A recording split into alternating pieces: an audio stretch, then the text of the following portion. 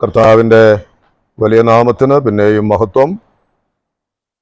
ദൈവവചനം പഠിക്കുവാൻ ദൈവം നമ്മെ ഒരു പ്രാവശ്യവും കൂടെ ഒരുമിപ്പിച്ച് കൊണ്ടുവന്നതോർത്ത് ദൈവത്തിന് സ്തോത്രം ചെയ്യുന്നു. നമ്മുടെ കർത്താവിൻ്റെ മാളിക മുറി പ്രഭാഷണം എന്ന തലക്കെട്ടിൽ യോഹന്നാന്റെ സുവിശേഷം 13 മുതൽ 17 വരെയുള്ള അധ്യായങ്ങളെ ആസ്പദമാക്കി ചില കാര്യങ്ങളാണ് നമ്മൾ ഒരുമിച്ച് ധ്യാനിക്കുവാൻ തക്കവണ്ണം ആരംഭം കുറിച്ചത്. കഴിഞ്ഞ ആഴ്ചയിൽ ഈ മാളിക മുറി പ്രഭാഷണത്തിന് ഉള്ള സാഹചര്യം എന്തായിരുന്നു എന്ന് നാം ചുരുക്കമായിട്ട് ധ്യാനിക്കുവാനായിട്ടിട വന്നു. നമ്മുടെ കർത്താവ് ഈ ലോകത്തിൽ നിന്ന് പിതാവിൻ്റെ അടുക്കലേക്ക് പോകുവാനുള്ളതായ നാഴിക വന്നു എന്ന് അറിഞ്ഞപ്പോൾ തൻ്റെ ശിഷ്യന്മാരോടൊരുമിച്ച് സംസാരിക്കുവാൻ തിരഞ്ഞെടുത്ത ആ മാളിക മുറിയിൽ ഇരുന്ന് താനുമായിട്ട് തൻ്റെ ശിഷ്യന്മാരുമായിട്ട് നമ്മുടെ കർത്താവ് സംഭാഷിച്ച കാര്യങ്ങളാണ് ഈ അധ്യായങ്ങളെന്ന് നമുക്ക് കാണുവാനായിട്ട് കഴിഞ്ഞു. അപ്പോൾ താൻ ഈ ലോകം വിട്ട് എന്ന് പറഞ്ഞാൽ പിതാവായ ദൈവം തന്നെ ഏൽപ്പിച്ചതായ ശുശ്രൂഷകൾ അത് നിവർത്തിക്കേണ്ടതായ സമയമായി എന്നുള്ള പൂർണ്ണ ബോധ്യം ഉള്ള സമയത്തായിരുന്നു ഈ പ്രഭാഷണം ആരംഭിക്കുന്നത് എന്നുള്ളത് നാം കണ്ടു. ഞാൻ അതിലേക്ക് അധികമായി കടന്നു പോകുവാൻ താല്പര്യപ്പെടുന്നില്ല. ഇന്ന് നാം ആ 13-ാം അധ്യായത്തിന്റെ 1-ാമത്തെ വാക്യം ഒരു പ്രാവശ്യവും കൂടെ വായിക്കുകയാണ്. പെസഹ പെരുന്നാളിന് മുമ്പേ താൻ ഈ ലോകം വിട്ട് പിതാവിന്റെ അടുക്കൽ പോകുവാനുള്ള നാഴിക വന്നു എന്ന് യേശു അറിഞ്ഞിട്ട് ലോകത്തിൽ തനിക്കുള്ളവരെ സ്നേഹിച്ചതുപോലെ അവസാനത്തോളം അവരെ സ്നേഹിച്ചു. ഇവിടെ ഞാൻ ഇന്നത്തെ ഈ വചനധ്യാനത്തിന് ഒരു തലക്കെട്ട് കൊടുക്കുന്നത്, ഈ പ്രഭാഷണം എന്ന് പറയുന്നത് അത് സ്നേഹത്തിൽ അധിഷ്ഠിതമായ ഒരു പ്രഭാഷണമാണ്. നമ്മുടെ കർത്താവ് ഈ ലോകത്തിലേക്ക് വന്നത് തന്നെ നമ്മെ എല്ലാവരെയും സ്നേഹിച്ചത് കൊണ്ടാണ് എന്ന് നമുക്കറിയാം. പിതാവായ ദൈവം നമ്മെ അത്രയ്ക്ക് സ്നേഹിച്ചു എന്നാണ് നാം തിരുവെഴുത്തിൽ വായിക്കുന്നത്.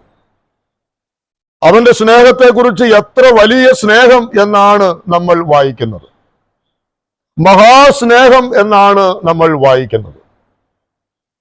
അപ്പോൾ അതെല്ലാം തന്നെ ദൈവത്തിന് നമ്മോടുള്ളതായിരിക്കുന്ന സ്നേഹത്തിന്റെ ഒരു വശമായിരിക്കുമ്പോൾ, നാം ഇന്ന് ധ്യാനിക്കുവാനായിട്ട് പോകുന്ന ഈ വേദവാക്യത്തിൽ നിന്നും അതിൻ്റെ പ്രായോഗിക തലത്തിലുള്ള ഒരു വശമാണ് നമുക്ക് ഇന്ന് ധ്യാനിക്കുവാനായിട്ട് ഉള്ളത്.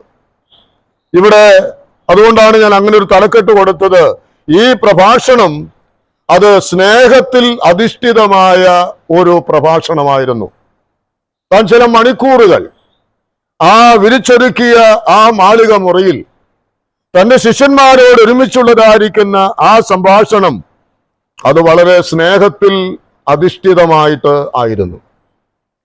താനും തന്റെ ശിഷ്യന്മാരുമായിട്ടുള്ള ആ സംഭാഷണത്തിൽ ഉപദേശങ്ങൾ ഉണ്ടായിട്ടുണ്ട്, അതിൽ ശാസനകളുണ്ട്, അതിൽ മുന്നറിയിപ്പുകളുണ്ട്, അതിൽ വാഗ്ദത്തങ്ങളുണ്ട്, അതിൽ ആശ്വാസ വചനങ്ങളുണ്ട്. ഇതെല്ലാം നിറഞ്ഞതാണ് ഈ മാളിക മുറി പ്രഭാഷണം എന്ന് പറയുന്നത്. എന്നാൽ ഇതെല്ലാം താൻ അവരുമായി പങ്കുവെക്കുമ്പോൾ, ഉപദേശം പറയുന്നതാകട്ടെ, അവരെ ശാസിക്കുന്നതാകട്ടെ, അവർക്ക് മുന്നറിയിപ്പുകൾ കൊടുക്കുന്നതാകട്ടെ, അവർക്ക് വാഗ്ദത്തങ്ങൾ കൊടുക്കുന്നതാകട്ടെ, അവരെ ആശ്വസിപ്പിക്കുന്നതാകട്ടെ, അതെല്ലാം തന്നെ നിറഞ്ഞ സ്നേഹത്തിൽ നിന്നുകൊണ്ടാണ് താനത് സംസാരിക്കുന്നത്. അത് നാം ഉൾക്കൊള്ളേണ്ടതായിരിക്കുന്ന ഒരു കാര്യം തന്നെയാണ്. നമ്മുടെ ജീവിതത്തിലും അവിടെ നമുക്ക് പ്രാവർത്തികമാക്കുവാൻ കഴിയേണ്ടതായ ഒരു ചിന്ത അതിനകത്തുണ്ട്. എന്താണെന്ന് ചോദിച്ചാൽ, കർത്താവ് താൻ തന്റെ ശിഷ്യന്മാരോടുമായിരിക്കുന്ന ബന്ധത്തിലുള്ള ആ സംഭാഷണം തികഞ്ഞ സ്നേഹത്തിൽ അധിഷ്ഠിതമായിരുന്നെങ്കിൽ നമ്മുടെയും സംഭാഷണങ്ങൾ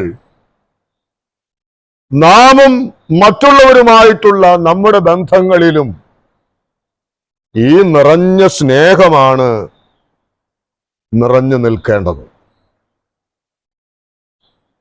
ആ സ്നേഹത്തിലല്ലാത്തതായിരിക്കുന്ന എല്ലാ ഇടപെടലുകളിലും സംസാരങ്ങളിലും അവിടെയെല്ലാം കാപട്യങ്ങളുണ്ട്. അതെല്ലാം വെറും അഭിനയങ്ങൾ മാത്രമായിട്ട് തീരും. എന്നാൽ നിറഞ്ഞ ഹൃദയത്തോടുകൂടെ, നിറഞ്ഞ സ്നേഹത്തോടുകൂടെയുള്ള പെരുമാറ്റങ്ങളും സംസാരങ്ങളും ഇടപെടലുകളും പഠിപ്പിക്കലുകളും നമ്മിൽ ഉണ്ടാകേണ്ടത് വളരെ അനിവാര്യമായിരിക്കുന്ന ഒന്നാണ്. അപ്പോസ്തലനായിരുന്ന പൗലോസ് തിമോത്തിയോസിനോട് പറയുമ്പോൾ 1-ാം അധ്യായത്തിന്റെ 5-ാമത്തെ വാക്യത്തിൽ വായിക്കുന്നത്, ആജ്ഞയുടെ ഉദ്ദേശമോ ശുദ്ധ ഹൃദയം, നിർമ്മല മനസാക്ഷി, നിർവ്യാജ സ്നേഹം, നിർവ്യാജ വിശ്വാസം, ഇവയാൽ ഉളവാകുന്ന സ്നേഹം തന്നെ.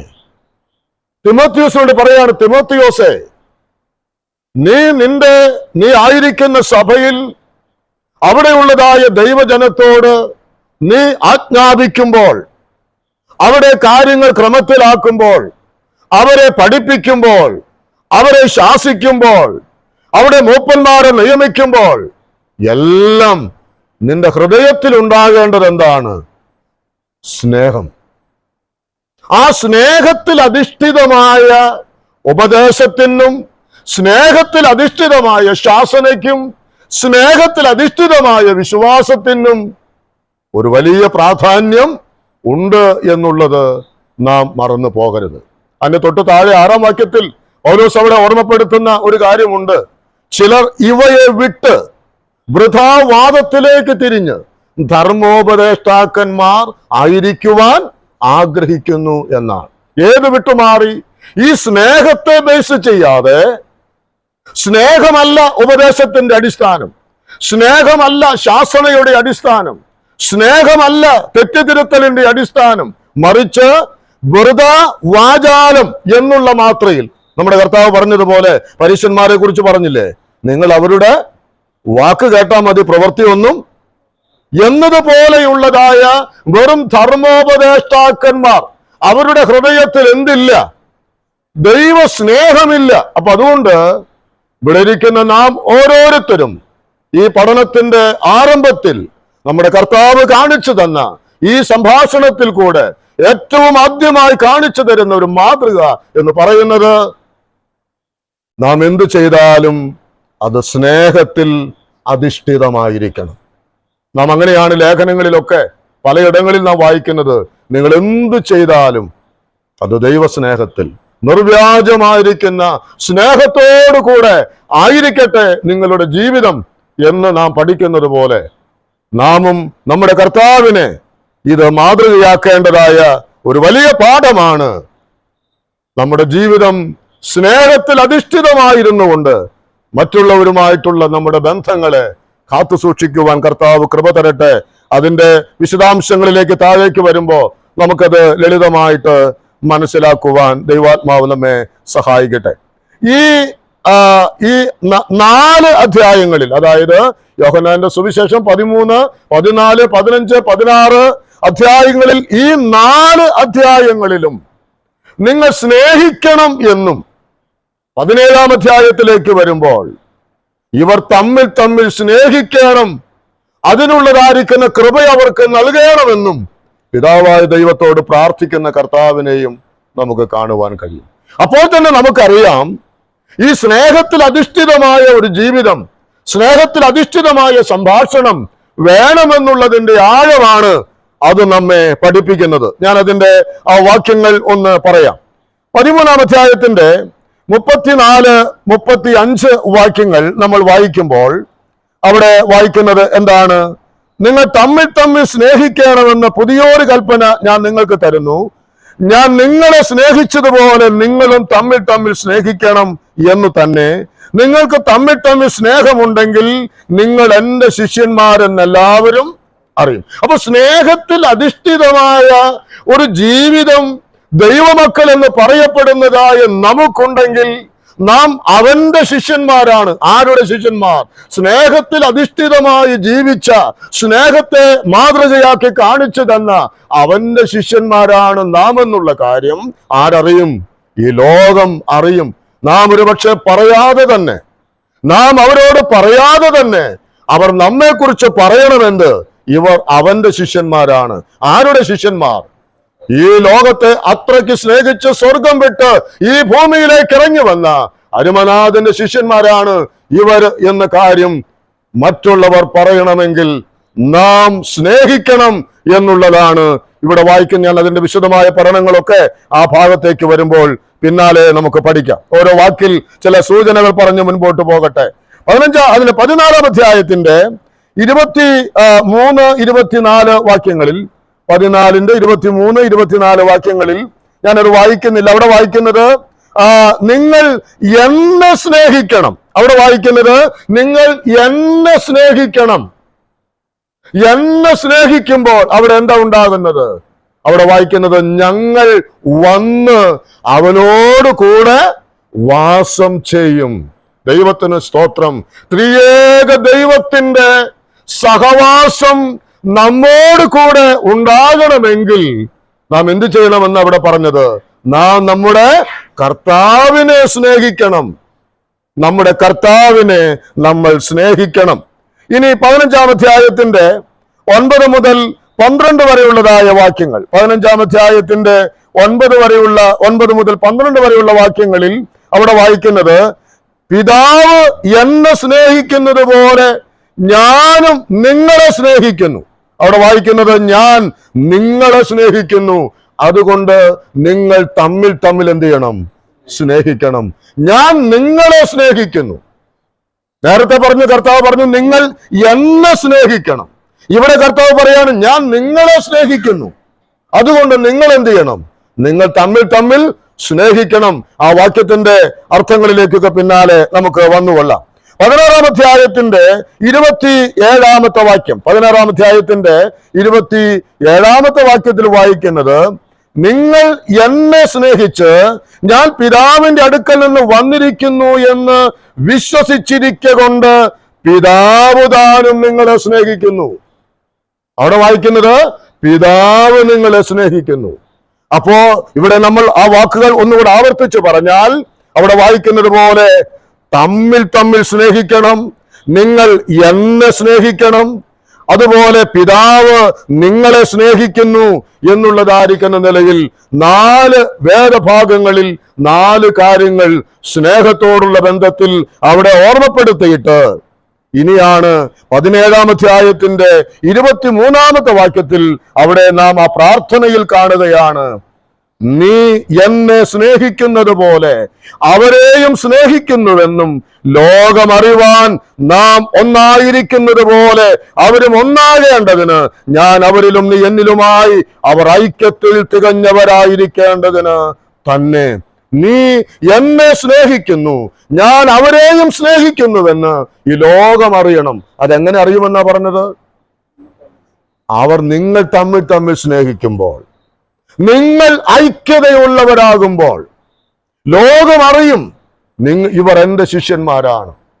പ്രിയപ്പെട്ടവരെ, അപ്പോൾ സ്നേഹത്തിന്റെ സംഭാഷണം, സ്നേഹത്തിൽ അധിഷ്ഠിതമായ സംഭാഷണം എന്ന് പറയുമ്പോൾ ദൈവം ആ സ്നേഹിക്കുക എന്നുള്ളതിന് എത്രമാത്രം ആഴമേറിയ അർത്ഥമാണ് പ്രായോഗിക തലത്തിൽ നൽകിയിരിക്കുന്നത് എന്നുള്ള കാര്യമാണ് ആദ്യമേ സൂചിപ്പിക്കുവാൻ ഞാൻ താല്പര്യപ്പെടുന്നത്.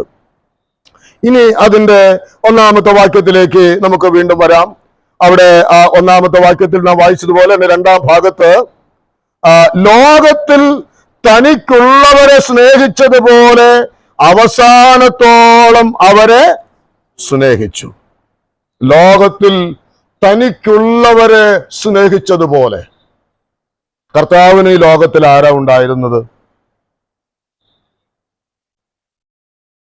കർത്താവിനെ സ്നേഹിക്കുവാൻ തനിക്ക് സ്വന്തമായി അവിടെ വായിക്കുന്നത് പോലെ അവിടെ നാം വായിക്കുന്നത് അവന്റെ ആളുകൾ അല്ലെങ്കിൽ അവന്റെ സ്വന്തക്കാർ എന്നാണ് ചില തർജ്ജമകളിൽ വായിക്കുവാനായിട്ട് സാധിച്ചത്. അപ്പോൾ അവന്റെ സ്വന്തക്കാരെന്ന് പറയാൻ കർത്താവിന് ആരാ ഉണ്ടായിരുന്നേ? ആരും ഉണ്ടായിരുന്നില്ലേ? ഉണ്ടായിരുന്നു. ആരാ ഉണ്ടായിരുന്നേ? ശിഷ്യന്മാരല്ല. ഇത് അതിനു മുൻപ് അപ്പനുണ്ടായിരുന്നു, അമ്മയുണ്ടായിരുന്നു, സഹോദരങ്ങളുണ്ടായിരുന്നു, ഇല്ലേ? അപ്പോൾ ഇവിടെ വായിക്കുന്നത് അവൻ തന്റെ സ്വന്തക്കാരെ, സ്വന്തമുള്ളവരെ സ്നേഹിച്ചതുപോലെ സ്വന്തമുള്ളവരെ നമ്മൾ എന്ത് ചെയ്യണം? സ്നേഹിക്കണം. നമ്മുടെ സ്വന്തക്കാരെ നമ്മൾ സ്നേഹിക്കണം. ഇനി ആട്ടെ, നമ്മുടെ ഏറ്റവും അടുത്ത സ്വന്തക്കാർ എന്ന് പറയുന്നത് ആരൊക്കെയാണ്? എൻ്റെ ഭാര്യ, സഹോദരിമാരുടെ ഭർത്താവ്, പിന്നെ നമ്മുടെ മക്കൾ, നമ്മുടെ മാതാപിതാക്കന്മാർ, വീട്ടിലുള്ളതായിരിക്കുന്ന സഹോദര സഹോദരിമാർ.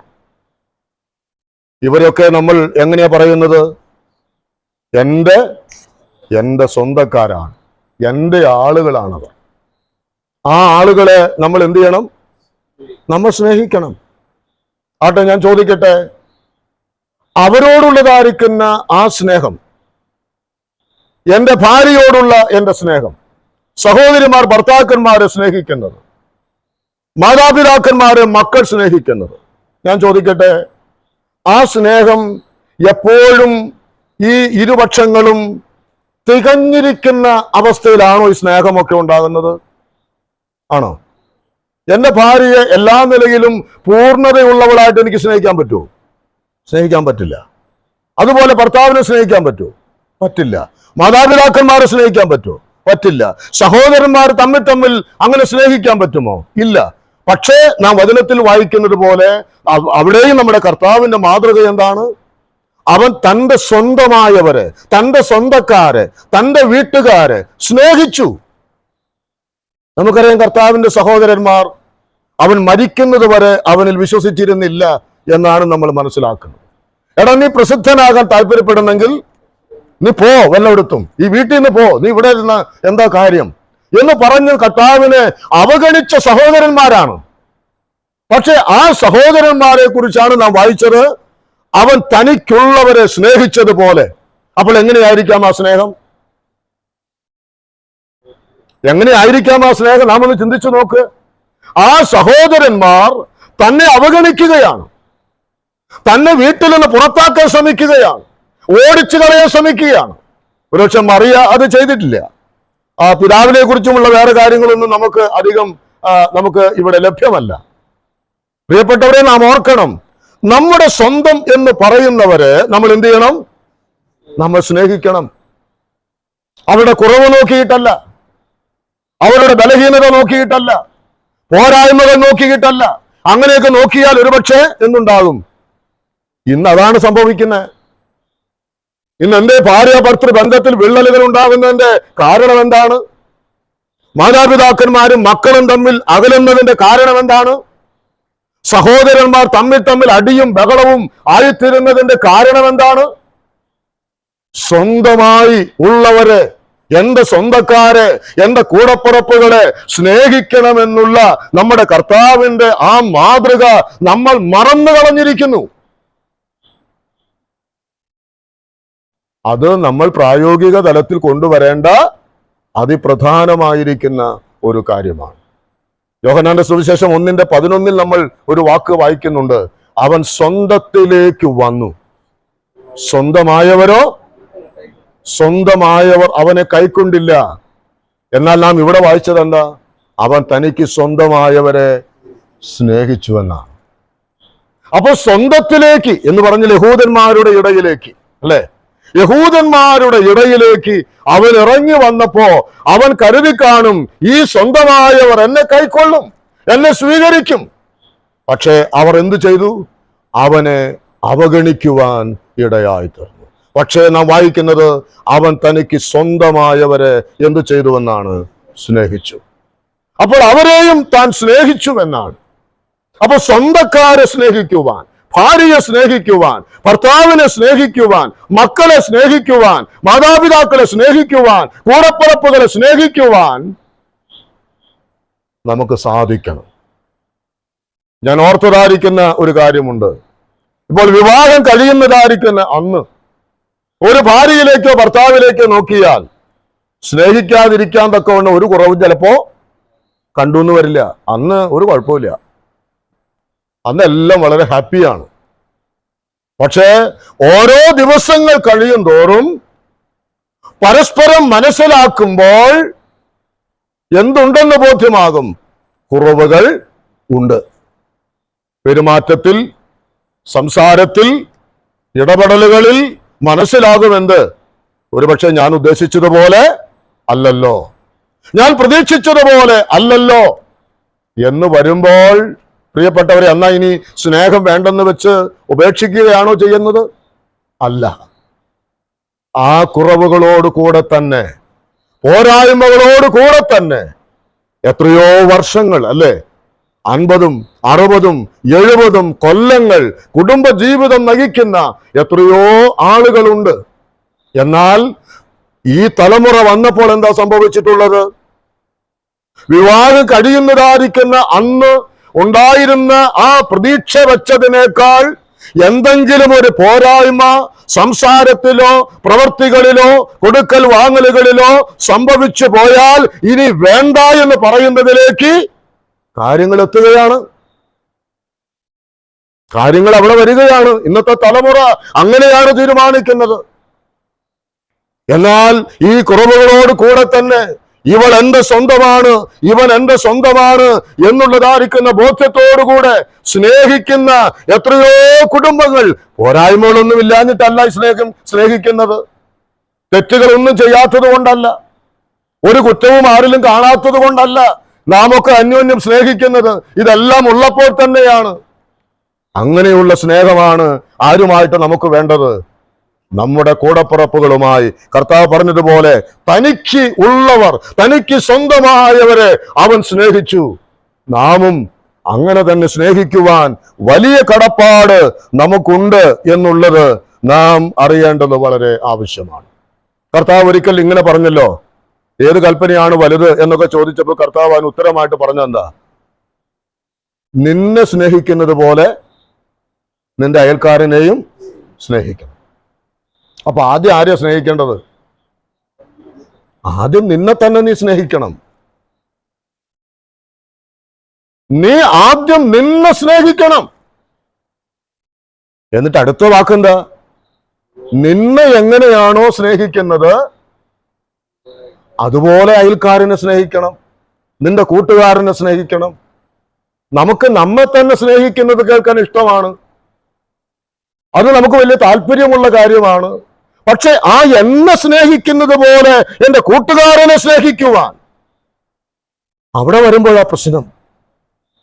ഈ വേദഭാഗത്തിലേക്ക് തിരിച്ചു വരട്ടെ. കർത്താവ് ഇവിടെ പറഞ്ഞത് എന്താണ്? അവിടെ ആ കർത്താവ് പറഞ്ഞതായിട്ടല്ല യോഹന്നാൻ രേഖപ്പെടുത്തുന്നത് എന്താണ്? തനിക്കുള്ളവരെ സ്നേഹിച്ചതുപോലെ എന്ന് പറഞ്ഞ് നിർത്തുകയല്ല ചെയ്തത്. തനിക്കുള്ളവരെ സ്നേഹിച്ചതുപോലെ ആരെ? അവരെ. ആരെ? തന്റെ കൂടെ ഇരുന്ന് വർത്തമാനം പറയുന്നത് ആരാണോ അവരെ സ്നേഹിച്ചുവെന്ന്. അപ്പോ നമുക്ക് നാം പരാജയപ്പെടുന്ന മേഖല ഏതാണെന്നറിയാമോ? നാം പരാജയപ്പെടുന്നത് രണ്ടാമത് വരുമ്പോഴാണ്. ആദ്യത്തെ കാര്യത്തിലൊക്കെ ഒരു പരിധിവരെയൊക്കെ നമ്മൾ തട്ടിമുട്ടിയൊക്കെ മുന്നോട്ട് പോകും. ഏതിൽ? സ്വന്തക്കാരെ സ്നേഹിക്കുന്നതിൽ. എന്താ ചെയ്യുന്ന? നിവൃത്തിയില്ല. കൊണ്ടു നടക്കാതെ നിവൃത്തിയില്ല. ഭാര്യയെ സ്നേഹിക്കണം, ഭർത്താവിനെ സ്നേഹിക്കണം, മക്കളിപ്പോ എത്ര തെറ്റ് ചെയ്തു എന്ന് പറഞ്ഞാലും മക്കളായി പോയില്ലേ എന്നൊക്കെ പറഞ്ഞ് നമ്മൾ എന്ത് ചെയ്യും? അവരെ ചേർത്ത് പിടിക്കും. എൻ്റെ അപ്പനും അമ്മയും ആയി പോയില്ലേ, എന്താ ചെയ്യണേ എന്ന് കരുതി അവരെ ചേർത്ത് പിടിക്കും. അത് വേണം, 100% അത് വേണം. എൻ്റെ ആളുകൾ എന്ന് പറഞ്ഞാൽ നമുക്ക് അതിന്റെ അഭിമാനം ഉണ്ടാകണം. ആ ഒരു വലിയ ഡിഗ്നിറ്റി നാം കാത്തു സൂക്ഷിക്കണം. ഇന്നതൊക്കെ പോയി എന്നുള്ളത് വാസ്തവം. ഇന്നത്തെ തലമുറയിൽ അനേകം കുടുംബങ്ങളിൽ ഈ സ്വന്തമായവരെ കുറിച്ചുമുള്ള യാതൊരു ചിന്തയും ഇന്നില്ല. അവനോന്റെ പാടായി എന്ന മട്ടിലാണ് ഇന്നത്തെ തലമുറ പോകുന്നത്. അതുകൊണ്ട് ഞാൻ വളരെ വ്യക്തമായി ക്ലിയർ ആയിട്ട് ഓർമ്മപ്പെടുത്തട്ടെ, യേശു തനിക്കുള്ളവരെ സ്നേഹിച്ചതുപോലെ നാമും സ്വന്തമായവരെ സ്നേഹിക്കുവാനായിട്ട് നമുക്ക് കഴിയേണ്ടത് വളരെ ആവശ്യമായ കാര്യമാണ്. ഈ രണ്ടാമത്തെ ഭാഗം, അതായത് അവരെ അവസാനത്തോളം സ്നേഹിച്ചു എന്ന് പറയുന്ന ആ ഭാഗത്തേക്ക് വരുമ്പോൾ നാം പരാജയപ്പെടുകയാണ്. അവിടെ നമ്മൾ പറയും, എനിക്ക് സ്വന്തമായവരൊക്കെ എനിക്ക് വേണം, സ്വന്തമായവരെ എനിക്ക് സ്നേഹിച്ചാൽ മതി. അങ്ങനെയല്ല കർത്താവ് നമുക്ക് കാണിച്ചു തന്ന മാതൃക. നീ സ്വന്തക്കാരെ സ്നേഹിച്ചോ, നിന്റെ ഭാര്യയെ സ്നേഹിച്ചോ, ഭർത്താവിനെ സ്നേഹിച്ചോ, കൂടപ്പിറപ്പുകളെ സ്നേഹിച്ചോ, ഒരു തെറ്റും ആ കാര്യത്തിൽ ഇല്ല. നേരത്തെ കർത്താവ് പറഞ്ഞു, നിന്നെ നീ സ്നേഹിച്ചോ, പക്ഷെ എന്ത് ചെയ്യണം? അതുപോലെ നീ നിന്റെ കൂടപ്പിറപ്പുകളെ സ്നേഹിച്ചോ, തെറ്റല്ല, അങ്ങനെ തന്നെ വേണം. പക്ഷെ അതോടുകൂടെ ആരെയും സ്നേഹിക്കണം? കൂട്ടു സഹോദരന്മാരെയും സ്നേഹിക്കുവാനായിട്ട് നമുക്ക് കഴിയും. ഇപ്പോൾ എൻ്റെ കൂടെ കർത്താവിന്റെ വേലയ്ക്ക് വേണ്ടി ഒരു സഹോദരൻ വരികയാണെന്ന് വിചാരിക്കുക. മുൻ പരിചയമില്ലാത്ത ഒരു സഹോദരൻ ആദ്യ ദിവസത്തിൽ വന്നു, വലിയ സ്നേഹം, വളരെ ഹാപ്പിയായി കർത്താവിന്റെ വേലയ്ക്കൊക്കെ പോയി. അത് കഴിഞ്ഞ് 1-2 ദിവസം കഴിഞ്ഞപ്പോൾ അദ്ദേഹത്തെ കുറിച്ച്, ആ കൂട്ടുകാരനെ കുറിച്ച് ചിലര് പറഞ്ഞു, ആരോ സഹോദരന്റെ കൂടെ വന്ന ഇന്നയാളാണ്. ഓ, അത് ശരി, ആളറിയാമോ? അപ്പോ ആളെ അറിയാമോ എന്ന് ചോദിക്കുമ്പോൾ തന്നെ പിന്നെ സംശയമായി. അപ്പോ നമ്മുടെ ഹൃദയത്തിൽ അടുത്ത ദിവസം ആള് വരുന്ന സമയത്ത് എന്താ ഉണ്ടാകുന്നത്? ആ ആദ്യത്തെ ദിവസം വന്ന് കണ്ടപ്പോഴുള്ള ആ സ്നേഹത്തിന്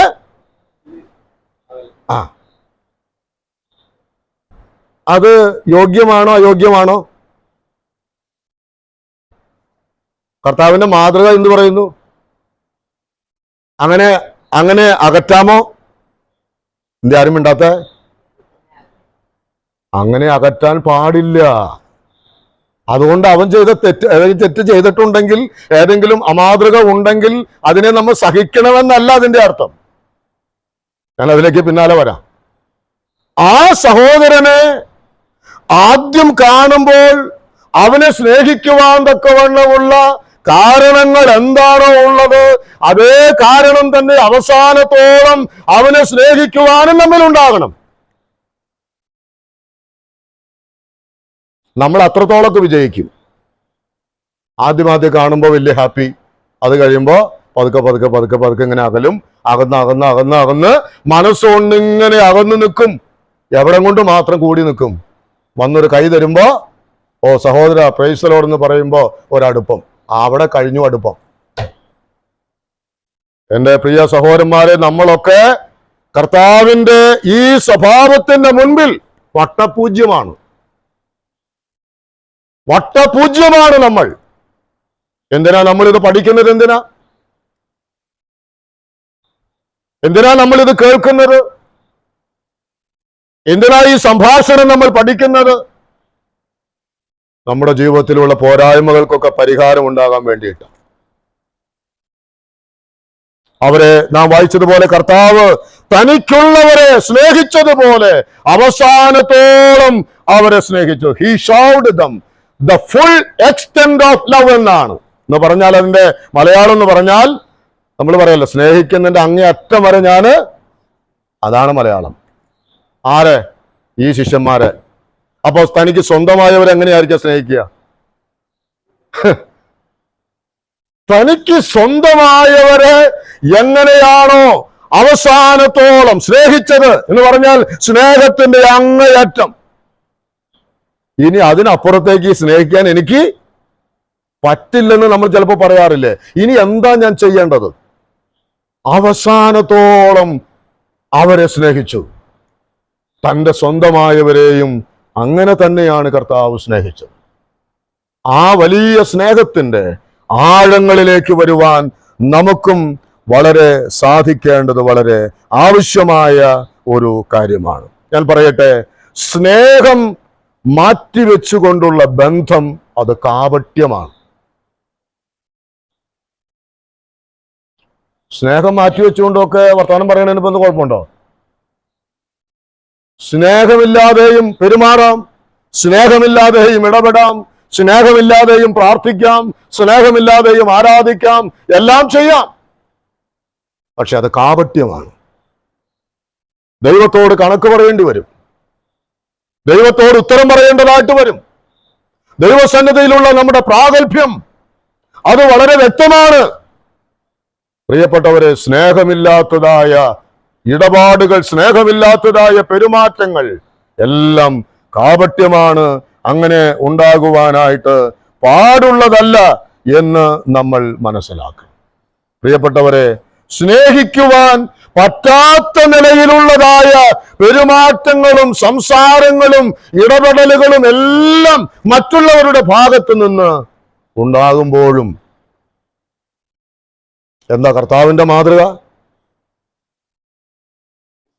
താൻ അവരെ അത്രയ്ക്ക് അവസാനത്തോളം, എത്രത്തോളം സ്നേഹിക്കുവാൻ കഴിയുമോ അത്രത്തോളം അവരെ സ്നേഹിച്ചു എന്നാണ്.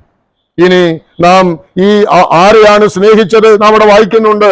അവരെ എന്ന് പറഞ്ഞാൽ ഈ ശിഷ്യഗണത്തെ നമ്മുടെ കർത്താവ് സ്നേഹിച്ചു എന്നാണ് നമ്മൾ വായിക്കുന്നത്. ഇനി ഇവരുടെ സ്വഭാവങ്ങളൊന്ന് ചുരുക്കമായിട്ട് നമുക്ക് നോക്കാം.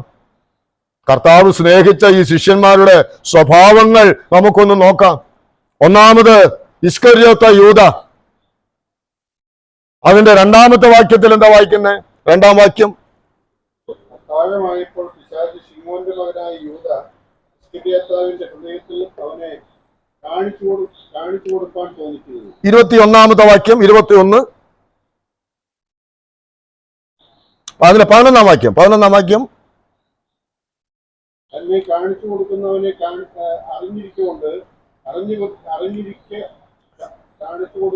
അറിഞ്ഞിരിക്കൊണ്ടത്രേ എല്ലാവരും ശുദ്ധിയുള്ളവരല്ല എന്ന് പറഞ്ഞത്. അപ്പോൾ കാണിച്ചു കൊടുക്കുവാൻ, അതായത് കർത്താവായ യേശുക്രിസ്തുവിനെ ഒറ്റിക്കൊടുക്കുവാൻ സാത്താൻ യൂദയുടെ ഹൃദയത്തിൽ തോന്നിച്ചിരുന്നു എന്ന കാര്യം ആരറിഞ്ഞു?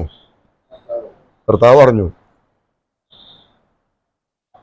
ഇനിയും നമ്മൾ മുൻപോട്ട് പോകുമ്പോ അതിന്റെ 18 വാക്യത്തിൽ കർത്താവ് പറഞ്ഞു, ഞാൻ തിരഞ്ഞെടുത്തവരെ ഞാൻ അറിയുന്നു, എന്നാൽ എന്റെ അപ്പം തിന്നുന്നവൻ എന്റെ നേരെ. നമ്മൾ അല്പം പോലും വിട്ടുവെച്ച് ചെയ്യാത്തൊരു കാര്യം അത്. ഇതൊക്കെ ഇത് തീറ്റം കഴിഞ്ഞുകൊണ്ട് എന്റെ നേരെ കാല് പൊക്കുന്നോ? ഒരിക്കലും നമ്മൾ സഹിക്കാത്ത ഒരു കാര്യമാണ്.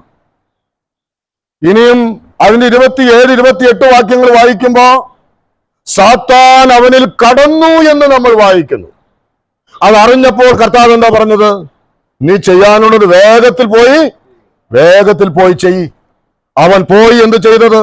മഹാപുരോഹിതന്മാരുമായി സംസാരിച്ചു. 30 വെള്ളിക്കാശിന് ഒറ്റിക്കൊടുക്കുവാൻ അവർ തമ്മിൽ പറഞ്ഞൊത്തു. ഇതാർക്കറിയാമായിരുന്നു? നമ്മളാണെങ്കിൽ എന്ത് ചെയ്യും? ഇവിടെ ഒന്നാമത്തെ വാക്യം എന്താ വായിച്ചേ? അവസാനത്തോളം അവരെ സ്നേഹിച്ചു. അതിനകത്ത് ആരുണ്ടായിരുന്നു?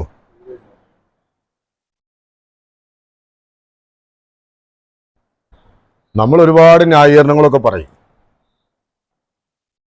അല്ലേ? അതുകൊണ്ട് യൂദ ചെയ്ത പ്രവൃത്തിയെ കർത്താവ് ഇഷ്ടപ്പെട്ടു എന്നാണ് അതിന്റെ അർത്ഥം. അവന്റെ തെറ്റ് കർത്താവ് ക്ഷമിച്ചുവെന്നും അല്ല അതിന്റെ ഉത്തരം. അവൻ കെട്ടി തൂങ്ങി ചത്തു കഴിഞ്ഞപ്പോൾ അവന്റെ ആത്മാവിനെ സ്വർഗത്തിലേക്ക് കൊണ്ടുപോയെന്നും അല്ല അതിന്റെ ആശയം.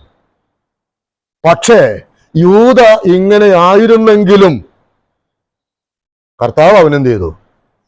അവസാനത്തോളം. കഴിഞ്ഞ ദിവസം ഒരു ദൈവദാസൻ ഇങ്ങനെ പറയുണ്ടായി, യൂദയെ കൂടെ പ്രൊട്ടക്ട് ചെയ്തുകൊണ്ടാണ് കർത്താവ് സംസാരിച്ചത്. യൂദയെ കൂടെ സംരക്ഷിച്ചുകൊണ്ട്, അവനെ കൂടെ ഇനിയും ഒരു മാനസാന്തരത്തിന് അവസരം കൊടുത്തുകൊണ്ടാണ് കർത്താവ് സംസാരിച്ചത്. പക്ഷെ അതൊന്നും ആർക്കും മനസ്സിലായില്ല. യൂദയ്ക്ക് മനസ്സിലായില്ലെന്നുള്ളത് വേറെ കാര്യം. പക്ഷെ കർത്താവിന്റെ ഭാഗത്തു നിന്ന് കർത്താവ് എന്താ ചെയ്തത്? അവൻ സ്നേഹിച്ചു. ഇത് തന്നെയാണ്. ഇതെന്തിനാ ദൈവാത്മാവ് ഇത് പറഞ്ഞു തരുന്നത്? നമ്മെ ഒറ്റിക്കൊടുക്കുന്നവരെ, നമുക്കെതിരെ ഉയർത്തുന്നവരെ, അങ്ങനെയൊക്കെയുള്ള ഇന്നത്തെ എത്രയോ മക്കൾ അല്ലേ, എത്രയോ ആളുകൾ ഇന്ന് അങ്ങനെ ഉണ്ട്. കയ്യോ വളരുന്നത് കാലോ വളരുന്നത് എന്ന് നോക്കി വളർത്തി ഒരു പ്രായമായി കഴിയുമ്പോൾ മാതാപിതാക്കന്മാർ എടുത്തിട്ട് ചവിട്ടുന്ന വേണ്ട, ചവിട്ടും കുത്തിയൊന്നും വേണ്ട, ബഹുമാനിക്കാത്ത, അവരെ ആദരിക്കാത്ത, അവരെ അനുസരിക്കാത്ത എത്രയോ മക്കൾ വേർപെട്ട സഭകളിൽ നിന്നുണ്ട്. അത് ദുഃഖകരമായ ഒരു സത്യമാണ്. പ്രിയപ്പെട്ടവരെ, അതൊന്നും ഉണ്ടാകാനായിട്ട് പാടില്ല. ഇതൊക്കെ പ്രാവർത്തികമാക്കുക എന്ന് പറയുന്നത് ദൈവത്തിന്റെ കൃപയില്ലാതെ നമ്മുടെ ബുദ്ധിക്ക് അസാധ്യം. ദൈവകൃപ ഈ കാര്യത്തിൽ നമ്മൾ പ്രാപിക്കണം. ഈ യൂദയെ കർത്താവ് തെരഞ്ഞെടുത്തപ്പോൾ അവന്റെ സ്വഭാവം ഇങ്ങനെയൊന്നും ആയിരുന്നില്ല. ആയിരുന്നോ?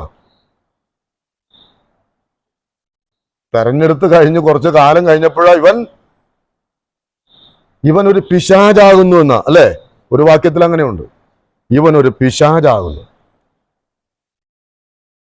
എന്നിട്ടും അവനെ കർത്താവ് സ്നേഹിച്ചു. ഇനിയും രണ്ടാമത്തെ ആളാണ് ആര്?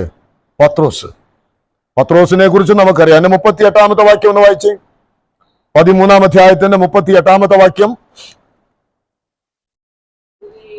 ആ ആ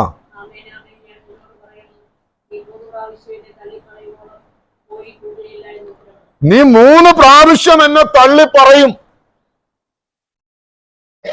എന്ന് പത്രോസിനെ കുറിച്ച് കർത്താവിന് വ്യക്തമായിട്ടറിയാം.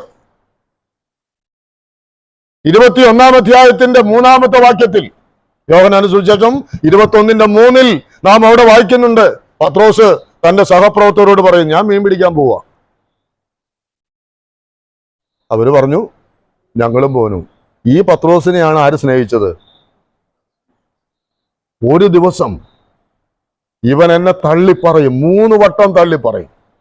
ഒരു ദിവസം ഇവനും ഇവന്റെ കൂട്ടുകാരെയും പിടിച്ച് പഴയ പണിക്ക് ഇവൻ പോകും എന്ന് കർത്താവിന് വ്യക്തമായി അറിയാമായിരുന്നു. അതറിഞ്ഞിട്ടും ആ പത്രോസിനെ സ്നേഹിച്ചു എന്ന് മാത്രമല്ല, അവന്റെ ഒക്കെ കാല് കഴുകിയ കർത്താവില്ലേ. അതൊക്കെ ദൈവം അനുവദിച്ച പിന്നാലെ നമുക്ക് പഠിക്കാം. പ്രിയപ്പെട്ടവരെ, ആ പത്രോസിന്റെയും യൂദയുടെയും കാലുകളും കർത്താവ് കഴുകി. ഇനി ഫിലിപ്പോസിനെ കുറിച്ച് ഒരു വാക്ക് പറയുന്നത് 14-ാം അധ്യായം 9-ാമത്തെ വാക്യത്തിൽ നാം വായിക്കുന്നുണ്ട്. യേശു അവനോട് പറഞ്ഞത്, ഞാൻ ഇത്ര കാലം നിന്നോടുകൂടെ ഇരുന്നിട്ടും നീ എന്നെ അറിയുന്നില്ലയോ ഫിലിപ്പോസേ? എന്നെ കണ്ടവൻ പിതാവിനെ കണ്ടിരിക്കും. പിതാവിനെ ഒന്ന് കാണിച്ചു തന്നാൽ മതി കർത്താവേ എന്ന് ഫിലിപ്പോസ് പറഞ്ഞപ്പോൾ പറഞ്ഞ മറുപടിയാ. അപ്പോൾ കർത്താവ് ഇവനെ കുറിച്ച്, ഫിലിപ്പോസിനെ കുറിച്ച് കർത്താവിന് എന്തറിയാമായിരുന്നു? ഈ 3.5 കൊല്ലം എന്റെ കൂടെ നടന്നിട്ട് ഇവൻ കാര്യമായിട്ടൊന്നും പഠിച്ചിട്ടില്ല, ഒന്നും അറിയാൻ പാടില്ല. അവനെ കർത്താവ് സ്നേഹിച്ചോ? സ്നേഹിച്ചു. അവനെയും കർത്താവ് സ്നേഹിച്ചു. ഇതൊക്കെ നമ്മുടെ ജീവിതത്തിന്റെ അനുഭവമാണ്. എത്ര പറഞ്ഞു കൊടുത്താലും, എത്ര ഉപദേശിച്ചാലും ഒന്നും മനസ്സിലാകാത്ത, ഒന്നും ചെവി കയറാത്ത എത്രയോ ആളുകളുണ്ട് നമ്മുടെ കൂടെ ഉണ്ട്. പക്ഷേ അവരെയും നമ്മൾ എന്ത് ചെയ്യണം? സ്നേഹിക്കുന്ന കാര്യത്തിൽ ഒരു വിട്ടുവീഴ്ചയ്ക്കും നമ്മൾ തയ്യാറാകുവാൻ പാടുള്ളതല്ല.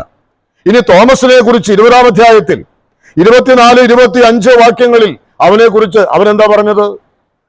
ഈ ഉയർത്തെഴുന്നേറ്റിരിക്കുന്നു എന്ന് പറയുന്ന കർത്താവിന്റെ വിലാപ്പുറത്തും കയ്യിലും ഞാനത് കാണണം, എനിക്ക് വിരലൊന്നും ഇടണം, അല്ലാതെ ഞാൻ വിശ്വസിക്കില്ല.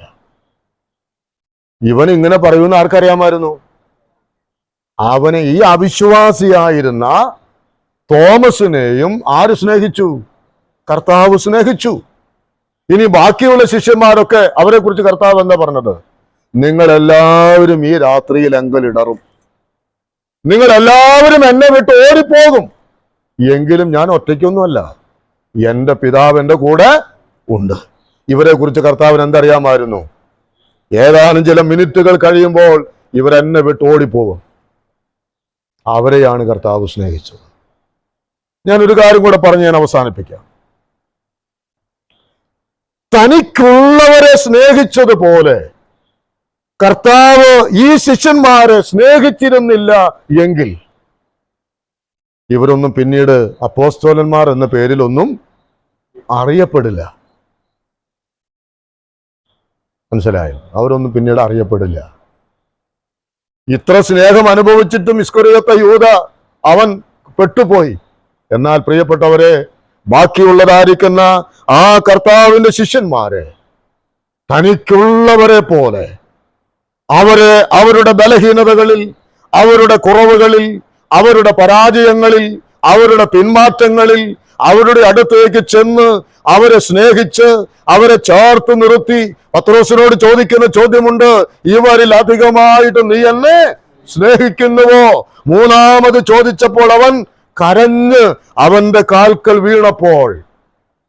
പ്രിയമുള്ളവരെ, കർത്താവ് തനിക്കുള്ളവരെ സ്നേഹിച്ചതുപോലെ സ്നേഹിച്ചതിന്റെ വില നാം അവിടെ മനസ്സിലാക്കി. അതിനുശേഷം ഈ ശിഷ്യന്മാർ ഒരാൾ പോലും ഈ കർത്താവിനെ വിട്ട് പോയിട്ടില്ല. എന്താ കാരണം?